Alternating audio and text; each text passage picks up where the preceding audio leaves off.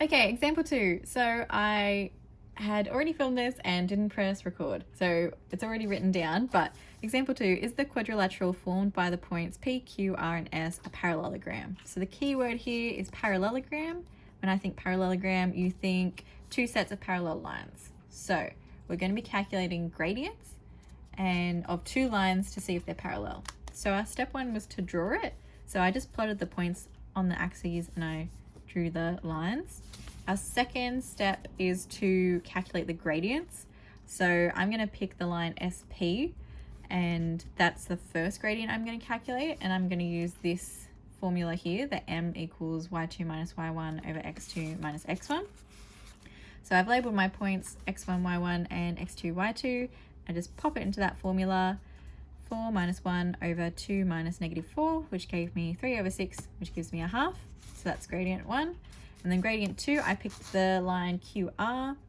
So I labeled my points x1, y1, x2, y2, plugged it into the formula and got 3 over 4.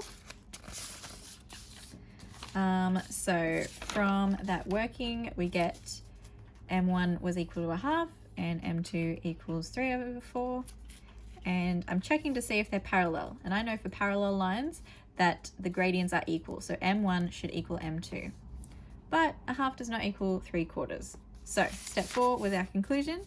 And I said, since the lines SP and RQ are not parallel, as they have different gradients, and a parallelogram requires two sets of parallel lines, the quadrilateral formed by PQRS is not parallelogram. So that's my conclusion. So to recap, we picked out the keyword parallelogram, thought two sets of parallel lines. We sketched the points to see which lines we needed to compare. We calculated the gradient for one line and the gradient for its pair, its opposite line, using the gradient formula.